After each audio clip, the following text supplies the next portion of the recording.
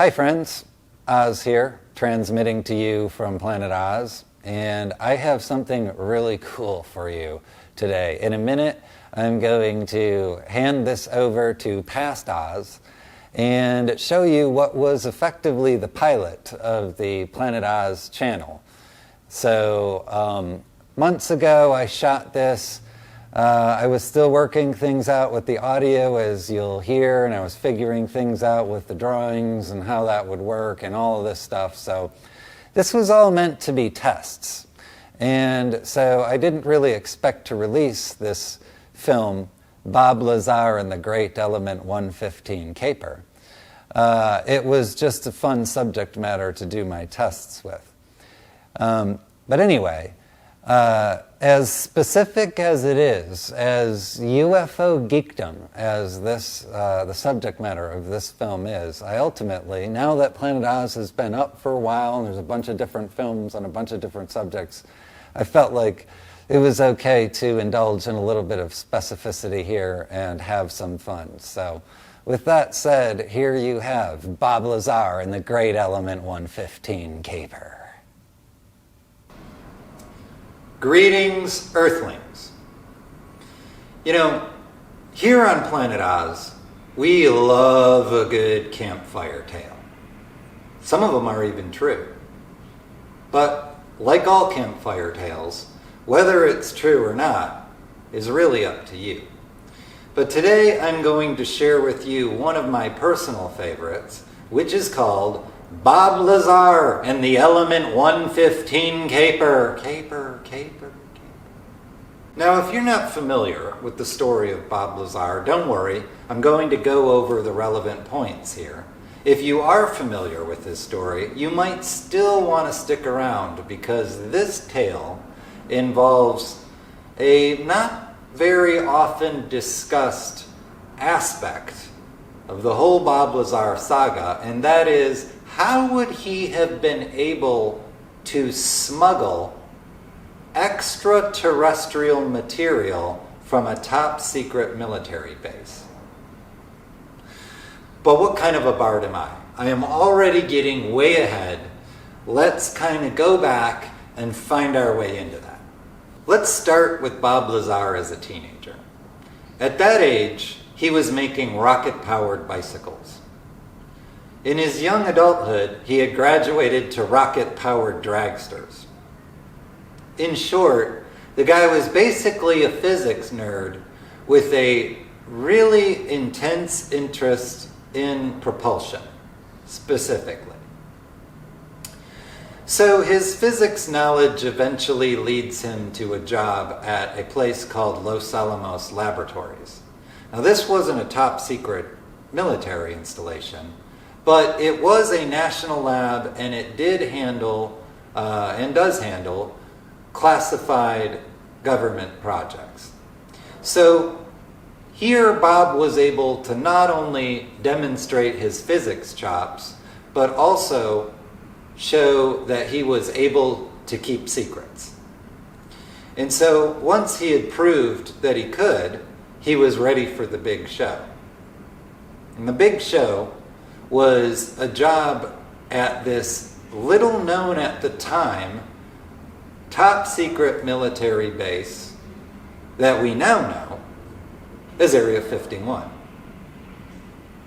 But in truth, Bob says while he would show up for work at Area 51, and then he subsequently introduced the concept of Area 51 into the global consciousness, he says it's nonetheless the case that that isn't actually where he worked.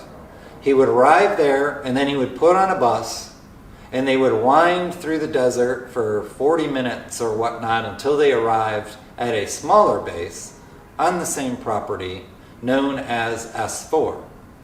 This, not Area 51, was where the extraterrestrial material was hidden.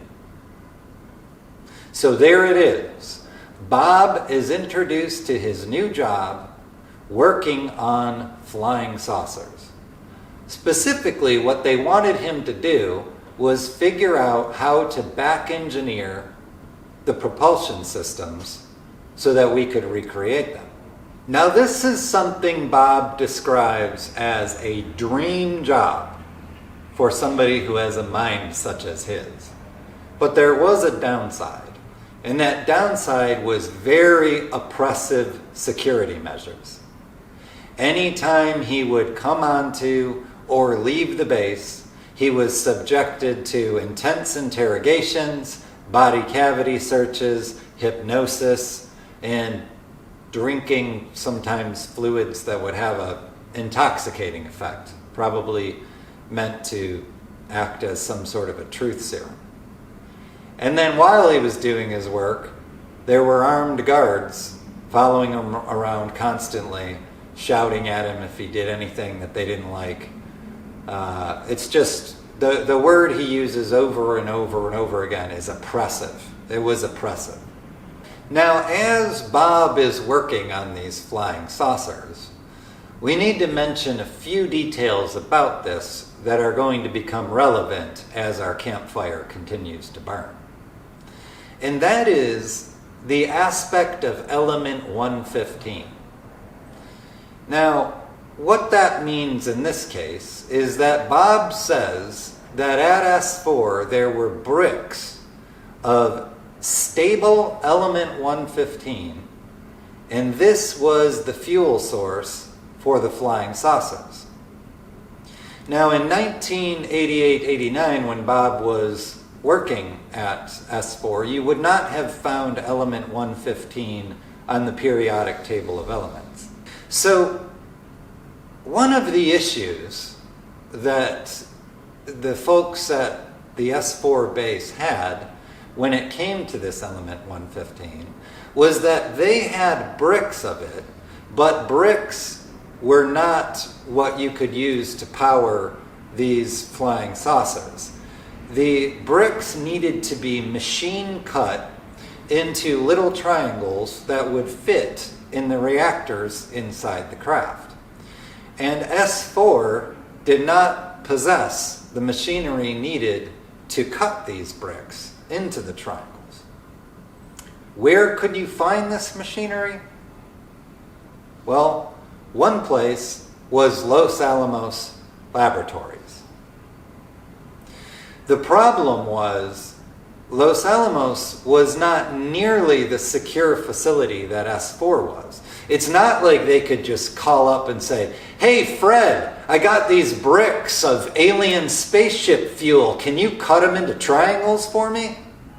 People at Los Alamos didn't have the clearance. They couldn't be told such things, so they needed a way around this situation. So what they would do is they would take these bricks of element 115 and they would rebrand them as the innocuous and very terrestrial sounding LA-1000. This way, they could call up and say, "Hey, Fred, we have this very boring and totally terrestrial material called LA-1000, and we need it machine cut into triangles. Can you handle that?"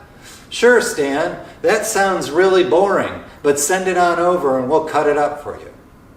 And so with that, the element 115, now called LA-1000, is trucked over to Los Alamos Laboratories, machined into triangles, and then sent back. Nobody is any the wiser. So Bob Lazar knows all this. And now let's catch up with him again in early 1989. So at this point, Bob has been working at the base for only a few months. But the novelty of doing physics work on flying saucers has worn off. And the oppressive security measures have worn thin. In short, Bob wants to quit. But this is not a job that you just get to quit. You don't get to take a job at S4, learn all the secrets about the aliens and the universe, and then after a couple months you're like, "Yeah, I think I'm going to go do something else." So if he is going to quit, he's going to need insurance policies. He needs to enact phase 1 of his insurance policy. This being that he will go to the media. And that's what he does. First in shadow. Well, there's several, actually 9 flying saucers, flying discs, that are out there of extraterrestrial origin. And then in full fidelity. This came from somewhere else. I mean, as bizarre as that is to believe, but I mean, it's there. I saw it. I know what the current state of the art is in physics, and it can't be done. Now, the logic of going to the media is pretty straightforward. If nobody knows who he is and he disappears, he's just another missing person. But if everybody knows who he is and he disappears, it lends credibility to his story, and it draws more attention to these people who don't want attention. Bob knows this, and he hopes that after going to the media, that's going to be the end of it. He'll just be left alone. So now, the guardians of the secrets are none too thrilled with Bob. They call him up and they say, "Bob, we saw you on TV and we're coming after you." But say what you will about Bob Lazar, believe his story or don't, but one thing is certain. Bob Lazar is a very intelligent man, and he would have prepared for this contingency. So when they call him up and they say, "Bob, we saw you on TV and now we're coming after you," he would say, "All right, do as you will, but I've got some of your element 115. Huh? Yeah. So this changes the whole dynamic. Because if the keepers of the secrets presumed that even though Bob went to the media, even though he blabbed about their secrets, they might still say, at the end of the day, it's just a man telling a story. And there's a pretty good chance a lot of people won't believe him. If that was their assumption, they were right. But nonetheless, they're still unhappy with him, and this element 115 is a critical piece of the puzzle, because Bob didn't know what kind of repercussions might still befall him despite going to the media, and so this is effectively phase 2 of his insurance policy. Now, this whole aspect of the story gets speculative, and I'll tell you why people speculate anyway. In all of these interviews that Bob has done over the years, he answers pretty much every question in a straightforward manner. If he knows, he shoots you straight. This is what I know. If he doesn't know, he says, "I don't know." But when people ask him, "Bob, are the rumors true that you somehow managed to get yourself some element 115? He's really cagey about it. And he says, "I'm not talking about that. I'm not going there." We would presume a guy like Bob would just say no. But he doesn't say that. And so that leads to this speculation. So now consider what it looks like from the standpoint of those who are trying to keep this secret. Bob's telling the story. Some people believe him, but others don't. But now he's saying that he has in his possession extraterrestrial material, proof of his story. And Bob, being a smart guy, would in all likelihood hide this element 115 somewhere and then protect himself with what's often referred to as a dead man's switch. So a dead man's switch is basically some sort of mechanism that says, if anything nefarious happens to me, the switch activates. In this case, that would in all likelihood mean that the element 115 would then go into the hands of somebody who could not only verify what it was as extraterrestrial material, but was also willing to then come forth and tell the world that that's what Bob had.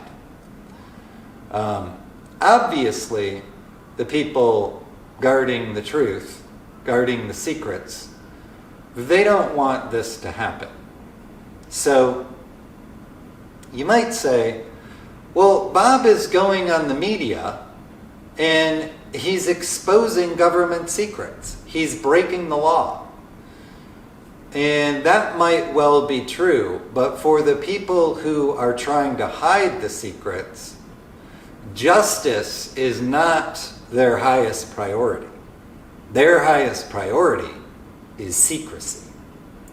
And so they're not going to whack Bob if they don't know where the element 115 is or how to get it back. That means it's out in the wild, could be found by anybody at any time. It's better to leave Bob alive and hope that at some point they can figure out a way to get the element 115 back. Because so long as they do that, he remains just a guy telling a story, and it's a story he's already told. So the damage that he's going to do with that story has been done. He can tell it more, he can introduce more people to it, but for all intents and purposes, the situation doesn't get that much worse for them. But it would get a lot worse if the element 115 is revealed to everybody. And for Bob, it wouldn't make sense for him to share the element 115 with the world, because there goes his ace up his sleeve. The fact that the element 115 remains a secret would presumably be the thing that would keep him alive. And so, 4 decades later, Bob is still telling the story is still the same, and we still don't know the truth of the element 115. But at this point, you might be saying, wait a minute, Oz, this was supposed to be a caper. Where is the caper? All right, let's get to the caper. Even if Bob has element 115, the question remains, how would he have smuggled it off of a highly secure military base when we know he can't even go home without them looking up his butt? The way that he would do it is by not smuggling it out of S4 at all. Keep in mind that prior to working at S4, Bob worked at Los Alamos Laboratories. He knows that the element 115 is shipped there under the guise of LA 1000, and that is where it is machined. So let's go back to early 1989. Bob really wants to quit this S4 job that he's gotten himself into. But nobody knows that yet. He hasn't left. He hasn't gone to the media. He hasn't done anything to draw any attention to himself or increase any scrutiny about what he's doing. Yet he is hatching his grand plan. So what does he do? He pays a little visit to Los Alamos Laboratories. He's just stopping by to say hi to his old friends that he used to work with over there, see how they're all doing. And then after a little bit of doing that, he says, hey y'all, I'm just going to hit the head on my way out of here and head home. But then as he wanders off, he stops by the storeroom where the boxes of LA 1000 are being kept. Now keep in mind, the Los Alamos Laboratories is not a top secret government facility, and nobody there knows that LA 1000 is actually extraterrestrial material. That was the whole point of branding it as LA 1000. The idea was to make it seem like nothing special and hide it in plain sight. which is where Bob would be able to find it, snatch a bit of that, and ride off into the sunset. And there you have it. That concludes our campfire tale. And so you can believe Bob Lazar or not. You can believe this theory or not. But now you know the story of Bob Lazar and the element 115 caper.